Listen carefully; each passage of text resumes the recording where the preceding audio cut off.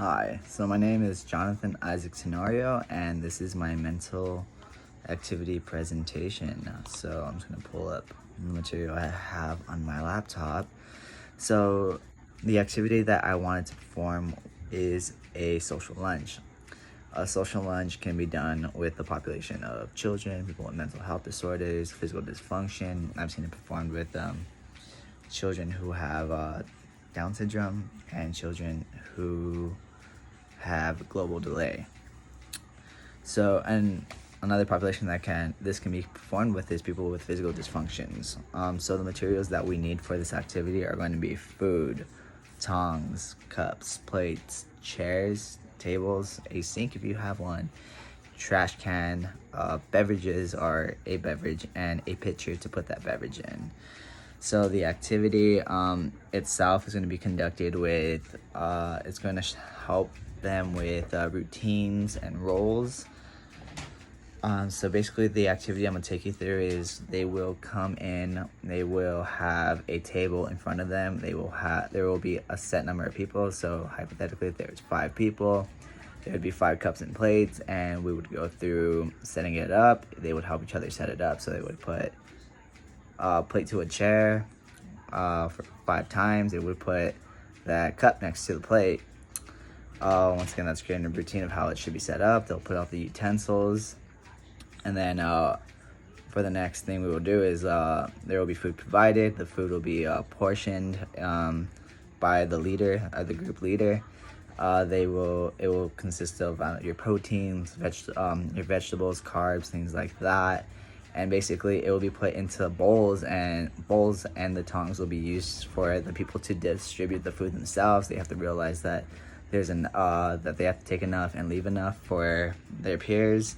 And obviously there will be extra food that the leader will have just in case someone does overpour or someone does do that. So they will eat, and they will be asking each other, hey, can you pass this? Can you pass this? They'll talk about their day. They'll go through what they've been doing. So it allows that social participation as well. And the goal of this is no one will tell them when they are done eating, unless they have trouble with termination of a task.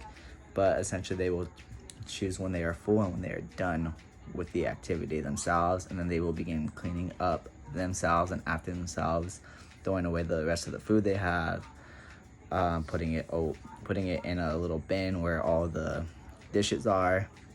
They will wash their hands, and they will finish the activity then and there.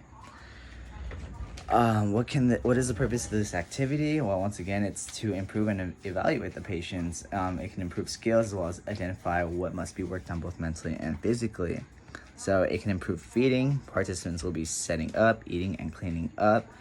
It increases engagement with peers and friends. They're encouraged to talk and discuss with each other and ask to pass the food, pass the vegetables, pass the meat.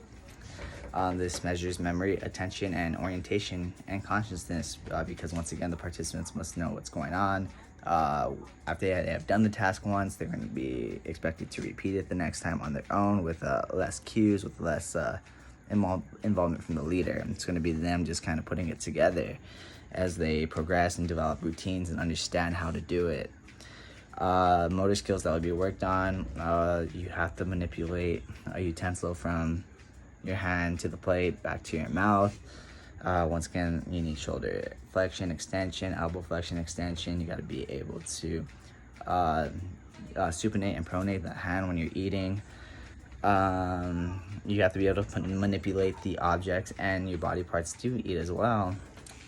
Once again, termination of a task will be important. They're going to figure out when they are done with it. They will figure out how to clean up, and they will transition to the next activity. So also transitioning is worked on. Once again, speech and communication is worked on because they must communicate with one another. If the leader has to intervene or mediate, they will do so, but they will try to guide them to interact with each other and problem solve on their own. Once again, this can create a habit and routine at home, and they will know what to do when they are at home. They will understand their role in this whole activity, and they will understand that they are peers and amongst each other. They respect each other equally, and once again give respect to the leader that's there, and kind of understand that when they mediate, that is the final say. And then body regulation and self-awareness is also learned in this task. Once again, the person has to realize when they are full and end the task and kind of put the food away, or kind of like throw away the food.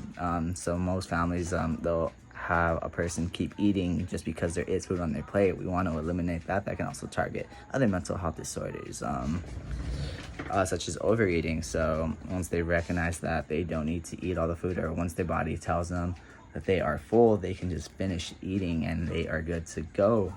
So this activity targets just eating disorders as well.